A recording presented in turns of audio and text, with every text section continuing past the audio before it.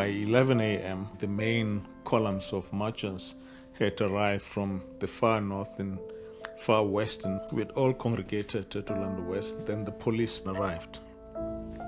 And when the police arrived, then tension escalated, and it just got out of control when the police started charging at us. They then set a dog upon us, and then the dog was then killed, and then the rest, as they say, is history. When I went to the Clyde office, I got a message that Melville had said I must on no account go back to my office. That was all it said. All the whites who were working at that office left in a great hurry. So I did too, and I went out through Dobsonville. We're facing the police up on the hill. One of the student columns that had arrived much later than the rest, they approached from behind the police column, and the police panicked. There was a huge column of students approaching from behind them. So they then had to force their way through us. And as they were driving out in panic, they were shooting their way through the crowd. And that's how Hector Peterson was then shot. He then heard what had happened with the crowd of youngsters and the police shooting a whole lot of them, and heard that they were marching back to Morris Isaacson, and he thought he should come to warn me. It was a fatal decision. Perrette had long left, and the seething crowd were approaching. I was told by Tlotling, the social worker, that when they realized that the crowd were coming up to Morris Isaacson, they locked my office door and hid under the desk. When the crowd got there, they broke open the door and hauled Melville out and killed him. That was the first body I came across. I didn't know who the person was. I just got there and took pictures. It was afterwards that people started talking that this is Dr. Edelstein.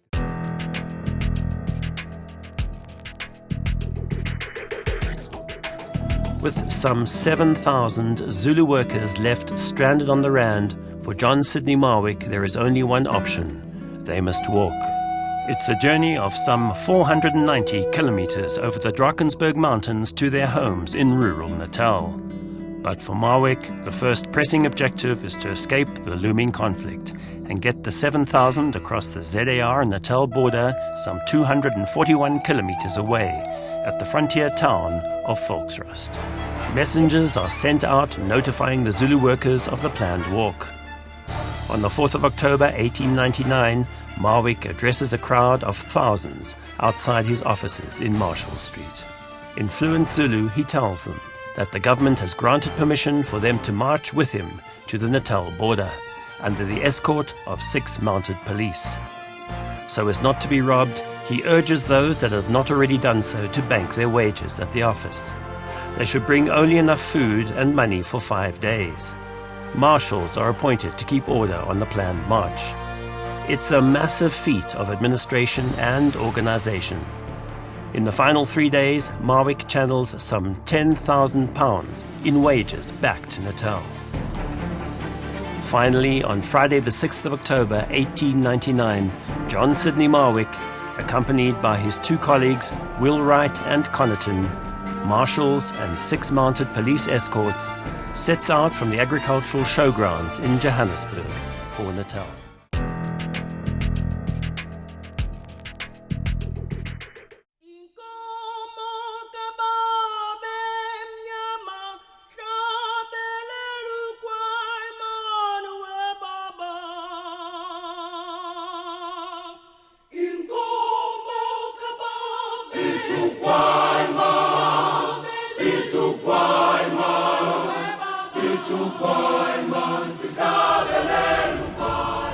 In the dawning hours of the 21st of March 1960, Robert Mangaliso Sobukwe left his home in Mafolo, Soweto, and began the 5-kilometer walk to the Orlando police station. In so doing, he was personally putting into action his nationwide call for a decisive non-violent campaign against the pass laws. As president of the Pan-Africanist Congress, Sobukwe had called on all black South Africans on this day to leave their passbooks at home, walk to the nearest police station, and demand arrest. I remember it very well. I took him as far as Chabalala supermarket store and continued.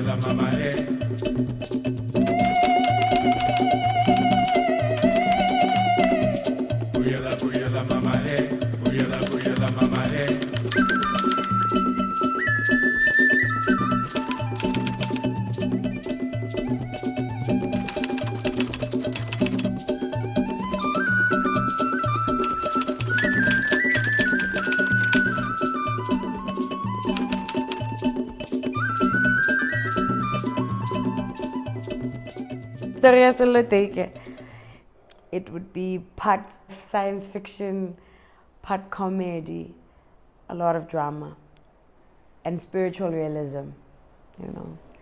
But I think over and all it would be a love story. What was beautiful about him was the whole notion of intrigue about the world. You never got used to being here. He was always intrigued, like someone passing through. He made everybody feel that you are his very special friend. Silo was a troubadour. He was a wayfarer. He was a traveling salesman. He could live anywhere.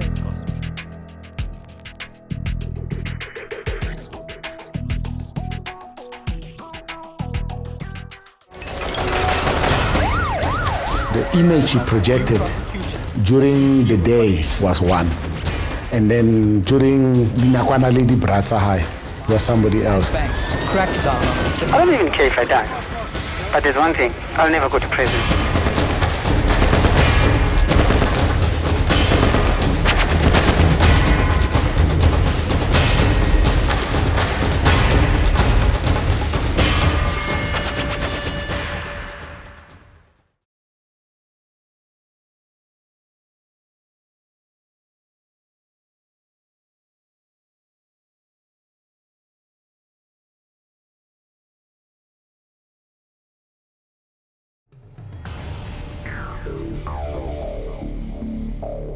I would certainly see jockeys as elite athletes because of the physical demands that 2 or 3 minutes of racing exposes the human body to. I think people forget how strong a horse is, and to control that horse requires enormous strength. But not just the strength, it's also the ability to know what to do and to have the tactical awareness, where you have to control another animal and also be aware of what everyone else is doing.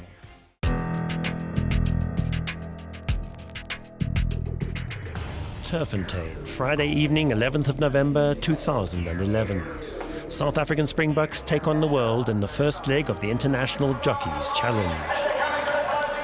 Rubbing shoulders with the Springbok team in the company of champions tonight are South Africa's Rising Stars, a team of up-and-coming young South African jockeys who will have the opportunity to ride one race against the international contenders.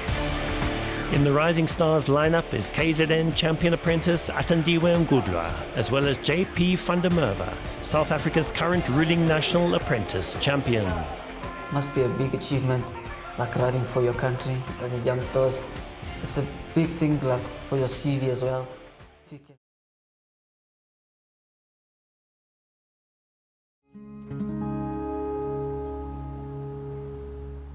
When I was a young man, a friend of mine invited me to his farm and we rode horses. And I smelt that sweat of the horse and we cleaned it and became my friend. And I realized that the outside of a horse is good for the inside of a man, which is an old saying, but it's a great saying. So I developed this great love. And of course, when you're associated with horses, you're associated with nature. To see the stallion cover the mare, see the mare bear that foal, I mean, it's just the most wonderful thing. And so I developed this great love, and it's just something that is a passion with me. If you ask me what I love more, golf or horses, it's a very hard choice. They've both been my great friend in life.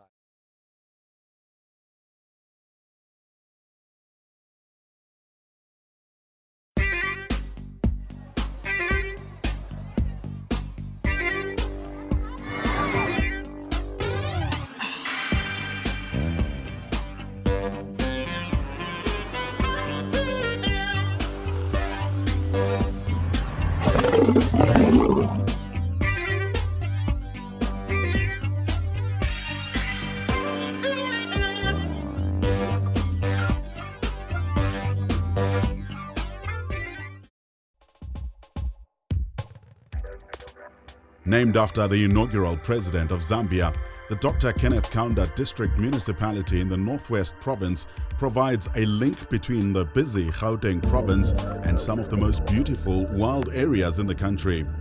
From untamed bushvelds to the sophistication of five-star resorts, the area...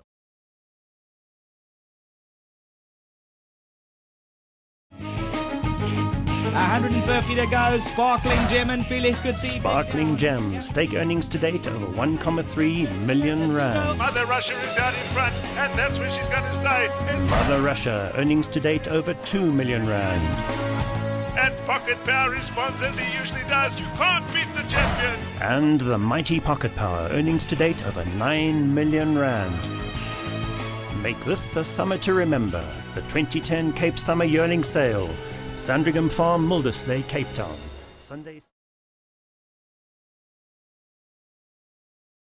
If they try to sideline us, thousands of Zulus South Africa will be a catastrophe. We are going to destroy. No one will go to the polls on the 27th. I'm saying you guys. Catch our moments every Saturday at 11:30 on SABC2.